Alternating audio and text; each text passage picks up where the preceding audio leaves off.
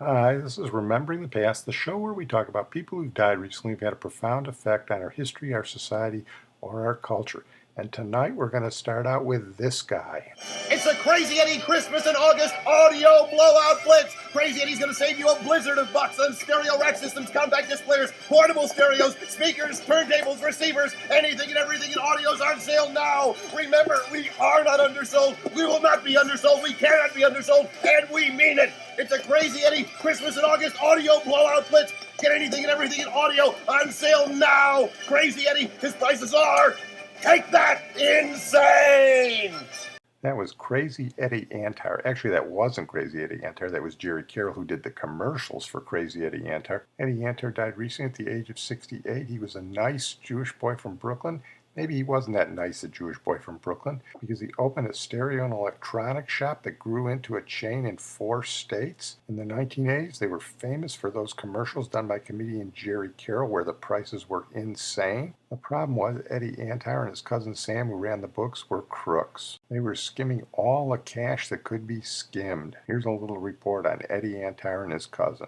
It was one of the most successful electronics chains in the U.S. His blowout blitz sale prices are insane! Crazy Eddie's, controlled by the brash Eddie Antar, dominated the market. But there was a dark side. It was built on deceit.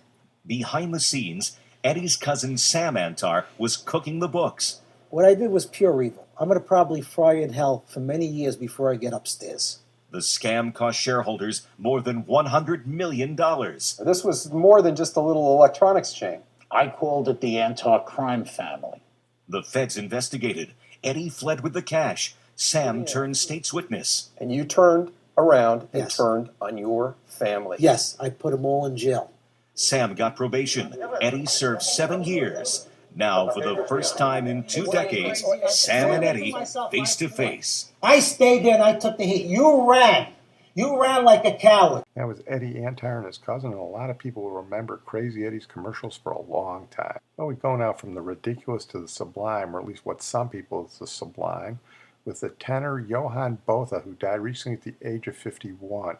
Johan Botha was a South African opera star, and you know what I think of opera, but we have to include an opera star every once in a while. And he performed for more than 2 decades at the world's major opera houses, including the Metropolitan Opera in New York, the Teatro alla Scala in Milan, the Royal Opera House in London, and the Vienna State Opera. Well, we have to play a little of Johan Botha singing, so here's your opera for the month. This is Johan Botha singing Nessun Dorma from Puccini's Turandot. If I'm not mistaken, this is our second time with Nessun Dorma when we did the Ron Moody podcast, the comedian who played Fagin in Oliver. He also sang Nessun Dorma at one of his tryouts, and we included that. But here is Johan Botha.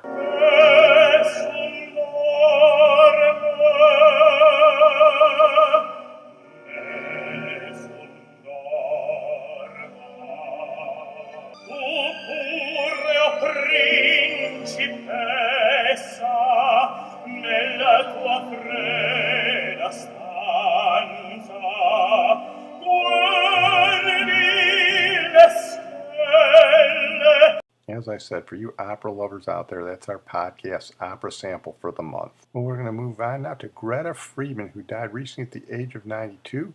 Greta Friedman was a dental assistant during World War II, and on VJ Day, she was walking in Times Square during the middle of the afternoon, and she became the subject of one of the most iconic photographs of the 20th century. A random sailor, believed to be George Mendonça of Rhode Island, who was wearing a sailor uniform, came up to her and kissed her in the middle of Times Square, and it all happened right in front of the famous photographer Alfred Eisenstaedt, who loved the juxtaposition of the dark sailor's uniform and the white dental assistant uniform. He snapped 4 shots of their kiss, and it was soon in Life magazine as VJ Day in Times Square. For many years there was debate who the 2 people were because they were anonymous, but research has indicated that it was George Mendonça and Greta Friedman. Here's a CBS report on the reunion of the 2 many years later. Here in the U.S., VJ Day is officially observed on September 2nd, the day Japan actually signed its unconditional surrender. But the anniversary was marked yesterday here in New York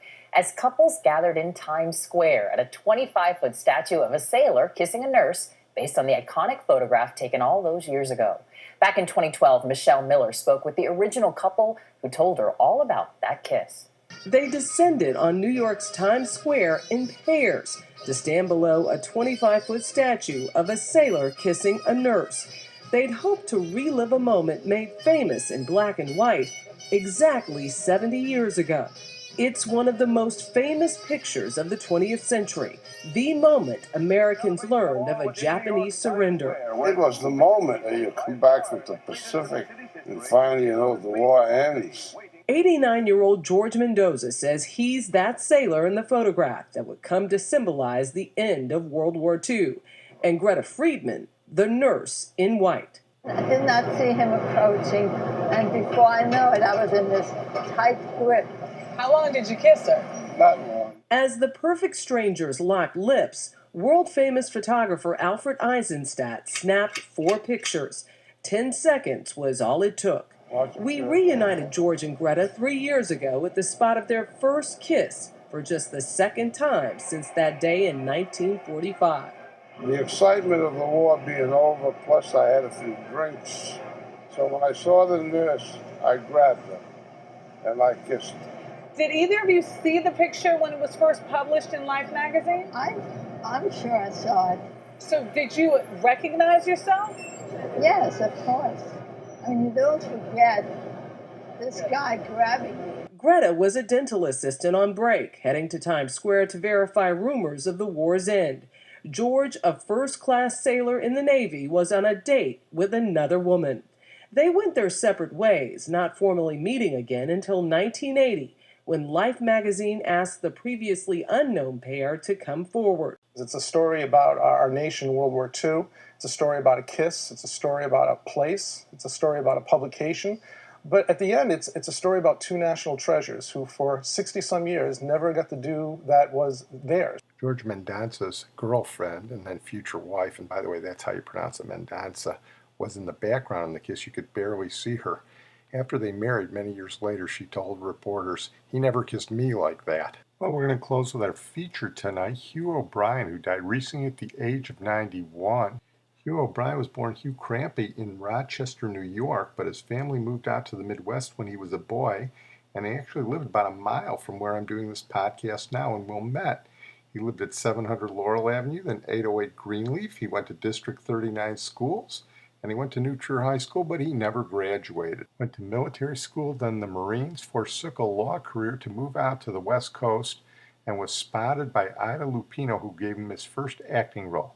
And Hugh O'Brian became famous as one of the great Western lawmen of early television, Wyatt Earp. And he wasn't messing around. He believed in the role. The opportunity came about in '54, and they made it known to anybody interested that this was going to be the first adult Western, which meant that the stories were going to be about people that actually lived and the wardrobe would be authentic. And I was one of about 20 people, I guess, that was up for the role. The gentleman that was the historian that had written a book about Wyatt Earp, Stuart Lake, he's the only person that Wyatt Earp ever authorized to really do a story about him. And Wyatt Earp himself lived here in Los Angeles at the end of his life and died on 13th Street in 1929. Anyway, I think that Stuart kind of favored me for a couple of different reasons. He, I think, felt that there was a certain physical likeness and structure and height and gauntness, or whatever you want to call it at that time. But I think also the fact that he was a Marine and I was a Marine had something to do with it. And because we later talked about it, he said, there was a lot of Marine Corps in Wyatt Earp, the actual guy. The way he did things and thought, and the way that he worked as a team with people. And one way or the other, there were quite a few very big names that were up for the role. And I finally was the one that was chosen. But there also, from my point of view, I was up for 4 other series at the time, and one of them was going to be done in Africa, and it was, wow, that would be, okay, you go to Africa and have a great couple of years. I didn't think it would last too long, and I was right. It only lasted about 8 or 10 shows or whatever. Well, the bottom line is that I kind of focused on wanting to do Wyatt Earp Again, I had an argument with the agency who felt that I should take the other show because it paid twice as much and they would get therefore twice the commission. I said, that may be true in the beginning, but Wyatt Earp actually lived. There's a tremendous story about that man and the people that he knew and the development of the West and the whole economics of the West and the western part of the United States. And I think it's going to have legs. And I was right.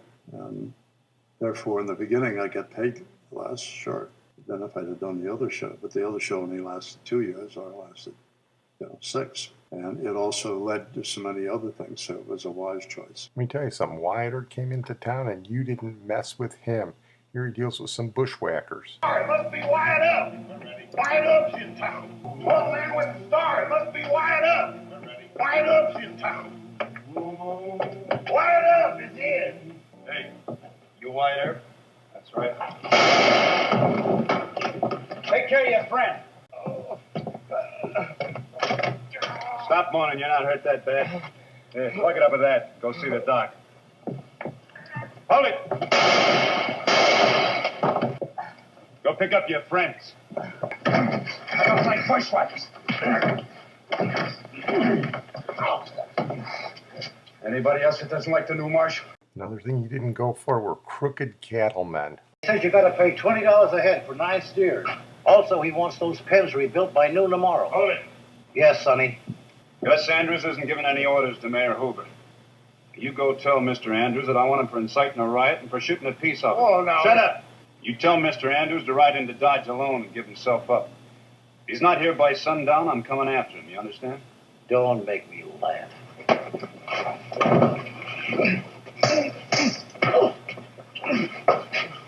You still laughing? No, sir. When you get on your horse and tell Andrews what I said. They got a grave waiting for you, Earp. Yeah, well, send flowers. Like I said, you didn't mess with Wyatt Earp, and you didn't lie to him either. It doesn't belong to me. Well, I've got no idea how it got there. You better start getting an idea. But Mr. Earp, I swear, I know nothing about Stop it. lying to me. Man's found killed in your place. There's money in your safe, and you're trying to tell me you know nothing about it? That's right. Go. I should have closed your saloon and run you out of town a long time ago. I'm going to give you one more chance. You start talking and tell me the truth. And besides that, Wyatt was beefcake. He was the best looking of all the Western lawmen. I didn't dream life in a little Western town could be so simple-minded. You get your father to tell you how simple-minded drunks and gunslingers can be. No, you explain it to me. Well, Hugh O'Brian went on to do other roles, none of them as important as Wyatt Earp. And as you remember from his interview, he said it led to other things. Well, one of the things it led to was the attention of Dr. Albert Schweitzer, who invited him to his hospital in Gabon in 1958. The two men worked together for 9 days, and Hugh was inspired by Dr. Schweitzer and his belief that the most important thing in education is to make young people think for themselves. Soon after he returned to the United States, Hugh founded the Hugh O'Brian Youth Leadership. This not-for-profit organization conducted leadership seminars, brought high school students who have leadership potential and adult leaders in business, education, government, and the professions. Through a program of interaction, the students are taught to think and advocate for themselves and to work with and serve others. More than 375,000 students have participated in the Hugh O'Brian Youth Leadership over the years, and that's probably his most enduring legacy outside of Wyatt Earp. Well, I'm going to close on that note. I want to thank my producer and IT genius, Sid Tepps. When you read surveys today of the great television theme songs, you generally see the list dominated by shows from the 70s, 80s, and 90s, but without question, the greatest TV themes ever were the westerns of the 1950s and early 1960s. Of course, the best was Have Gun Will Travel, but you had Maverick, you had Rawhide, you had Bonanza, and you had Johnny Yuma as the Rebel. And there's a couple more in there. But right up there with the best was the memorable theme song to the life and legend of Wyatt Earp. And as our final tribute to Hugh O'Brian, that's what we're going to close with tonight. I'll tell you a story, a real true life story, a tale of the western frontier. The West, it was lawless, but one man was flawless, and his is the story you'll hear.